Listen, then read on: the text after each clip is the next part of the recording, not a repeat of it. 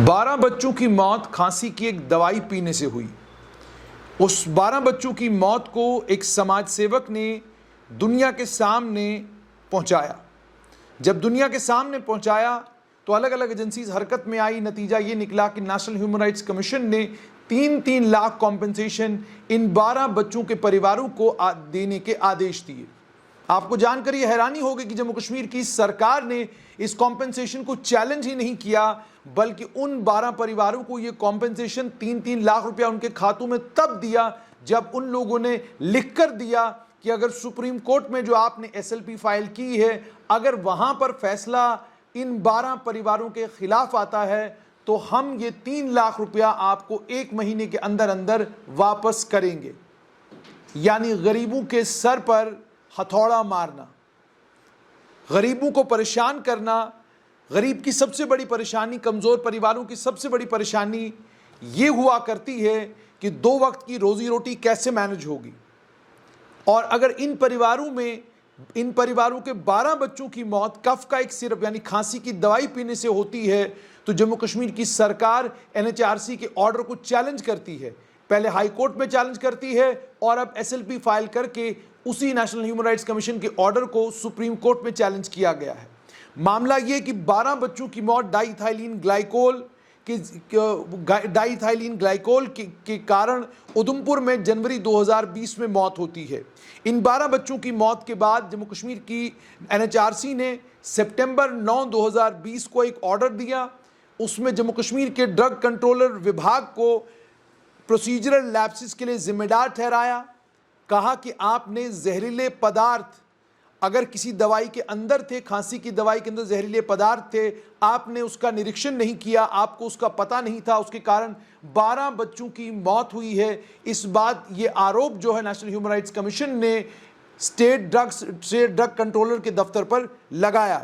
Compensation 3-3 lakh रुपया उन परिवारों को देने के लिए कहा गया जिन परिवारों के ये 12 बच्चे थे।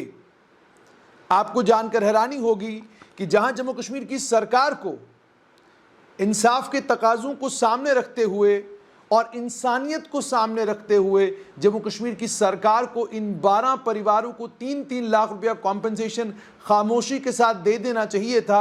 वहीं जम्मू कश्मीर की सरकार ने इस कॉम्पेंसेशन को भी चैलेंज किया। इस ऑर्डर को सबसे पहले हाई कोर्ट में चैलेंज किया और हाई कोर्ट में इस ऑर्डर को चैलेंज करके ये कहा कि सिर्फ मैन्युफैक्चरर की गलती है और उसी को गलती करने के लिए उसी को जिम्मेदार ठहराया जाना चाहिए और उसी से कहा जाना चाहिए कि तुम कॉम्पेंसेशन दो। कॉम्पेंसेशन की जिम्मेदारी जो है वो जम्मू कश्मीर के ड्रग कंट्रोलर की नहीं होगी, क्योंकि हम इसके लिए जिम्मेदार नहीं हैं। यानी ड्रग कंट्रोलर के विभाग ने साफ तौर पर अपनी जिम्मेदारी लेने से इनकार किया। उन्होंने कहा इसमें हमारी कोई गलती नहीं, गलती तो उस कंपनी की है जिस कंपनी ने दवाई ये बनाई। तो ड्रग कंट्रोल का विभाग कर क्या रहा? कंट्रोलर ऑफ ड्रग्स का मतलब क्या है? कंट्रोलर ऑफ ड्रग्स का मतलब यह है कि निरीक्षण करते रहना, सर्वे करते रहना दुकानों का, दवाइयों की एफिकेसी को चेक करते रहना और मालूम करते रहना कि क्या कहीं सबस्टैंडर्ड दवाइयां मार्केट में बिक तो नहीं रही हैं। इन सब चीज़ों की जिम्मेदारी जो है ड्रग कंट्रोलर की अक्सर रहा करती है। लेकिन ड्रग कंट्रोलर ने हाईकोर्ट के सामने ये बात रखी। हाईकोर्ट ने इस पिटीशन को डिसमिस किया 2 मार्च 2021 को। उसके बाद कम से कम जम्मू कश्मीर की सरकार को रहम खाना चाहिए था इन 12 परिवारों के ऊपर, लेकिन जम्मू कश्मीर की सरकार ने ऐसा नहीं किया। उन्होंने एसएलपी फाइल की सुप्रीम कोर्ट में इस हाई कोर्ट की जजमेंट के खिलाफ। इसमें कोई हिचक वाली बात नहीं। हक होता है सरकारों के पास कि वो एक जजमेंट को, अगर हाई कोर्ट में उनके हक में जजमेंट नहीं आई है, वो सुप्रीम कोर्ट में उसको चैलेंज, हाई कोर्ट की जजमेंट को चैलेंज कर सकते हैं। ये संवैधानिक अधिकार हर व्यक्ति के पास है, सरकार के पास भी यही संवैधानिक अधिकार है। लेकिन जहां पर 12 बच्चों की मौत का मामला हो, क्या वहां पर एक मामले को इतना तूल दिया जाना चाहिए? ये एक सवाल है जो समाज सेवक सरकार से इस समय पूछ रहे हैं। उसके बाद जम्मू कश्मीर की सरकार ने जब सुप्रीम कोर्ट में एसएलपी फाइल की, दूसरी तरफ से जम्मू कश्मीर की सरकार ने 3 लाख रुपया देने के लिए जम्मू कश्मीर की सरकार राजी हुई। लेकिन राजी किस बात पे हुई? उन्होंने कहा कि हम देंगे, लेकिन आपको लिखित रूप में 12 परिवारों को यह देना होगा कि अगर कल सुप्रीम कोर्ट में फैसला इनके 12 परिवारों के खिलाफ आया तो ये 3 लाख रुपया 1 महीने के अंदर अंदर जम्मू कश्मीर सरकार को वापस करेंगे। कॉम्पेंसेशन जो है वो 21 दिसंबर 2021 को दिया गया और 18 दिसंबर 2021 को इन परिवारों से अंडरटेकिंग ली गई। क्या ज़रूरत थी अंडरटेकिंग लेने की, ये समाज सेवक पूछ रहे हैं। सुकेश खजूरिया जो समाज सेवक हैं वो ये कह रहे हैं कि मैं हैरान हूँ इस बात के ऊपर कि नेशनल ह्यूमन राइट्स कमीशन ने एक ऑर्डर दिया, उसके बाद हाईकोर्ट ने एक आदेश दिया। इन दोनों आदेशनामों के बाद भी जम्मू कश्मीर की सरकार को ये लगा कि उन्हें स्टेट एक्सचेकर का पैसा खर्च करना चाहिए और इस ऑर्डर को जो है सुप्रीम कोर्ट में चैलेंज करना चाहिए। वो यहाँ तक कहते हैं कि मैं हैरान हूँ कि 12 बच्चों की मौत हुई है, जिम्मेदारी जो है कंपनी की है, जिम्मेदारी जो है वो ड्रग कंट्रोलर की है।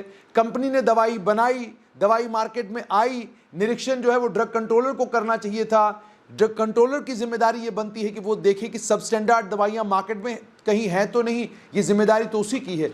उसने अपनी जिम्मेदारी ठीक तरीके से निभाई नहीं। नतीजा ये निकला कि 12 बच्चों की मौत एक खांसी की दवाई पीने से हो गई।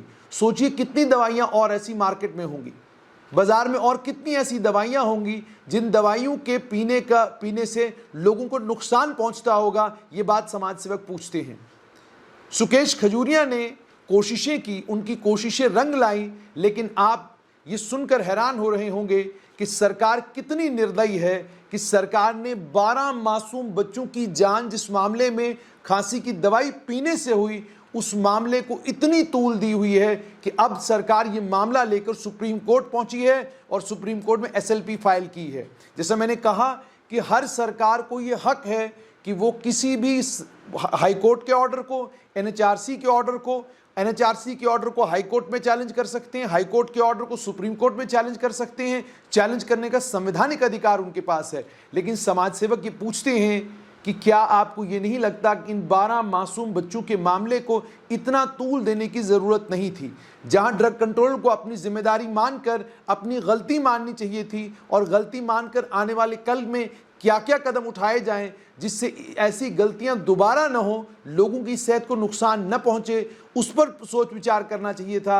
वहां जिद ड्रग कंट्रोलर की ये है, जम्मू कश्मीर सरकार की ये है कि हमको मनवाना ये है कि सरकार की इसमें कोई गलती नहीं, गलती केवल और केवल मैन्युफैक्चरर की है। यानी सरकार ये कहना चाहती है मैं तो गलती कर ही नहीं सकती, गलती तो सिर्फ मैन्युफैक्चरर करेगा, मैंने इसमें क्या किया, मेरा इसमें कोई रोल ही नहीं था। अगर ड्रग कंट्रोल का वाकई इसमें कोई रोल नहीं, अगर वाकई जम्मू कश्मीर की सरकार का इसमें कोई रोल नहीं होता, तो फिर जितनी भी दवाई की दुकानें हैं, उन दवाई की दुकानों के ऊपर ड्रग कंट्रोलर के दफ्तर के मुलाजमीन क्या कर रहे होते हैं? आप क्यों वहाँ चक्कर लगा रहे होते हैं? अगर आपकी कोई जिम्मेदारी नहीं है, अगर आपको ये लगता है कि हर किसी भी तरह की दवाई मार्केट में आ सकती है, उसका स्टैंडर्ड चेक करना, दवाई ठीक है कि नहीं है, पैकेजिंग वक्त पर हुई है कि नहीं हुई है, एफिकेसी, ये तमाम चीज़ें चेक करना अगर आपका काम नहीं है, तो फिर ये काम किसका है? समाज सेवक ये सारे सवाल पूछते हैं। फिलहाल जम्मू कश्मीर की सरकार सुप्रीम कोर्ट में है और इन 12 बच्चों के परिवारों को अंडरटेकिंग देने के बाद कि अगर आपके खिलाफ फैसला आया तो आप 3 लाख रुपया एक महीने के अंदर अंदर सरकारी खाते में वापस जमा कराएंगे। उन 12 परिवारों को जम्मू कश्मीर की सरकार ने कॉम्पेंसेशन दिया है, जिन 12 परिवारों ने अपने बच्चे एक जहरीली दवाई पीने के कारण खोए।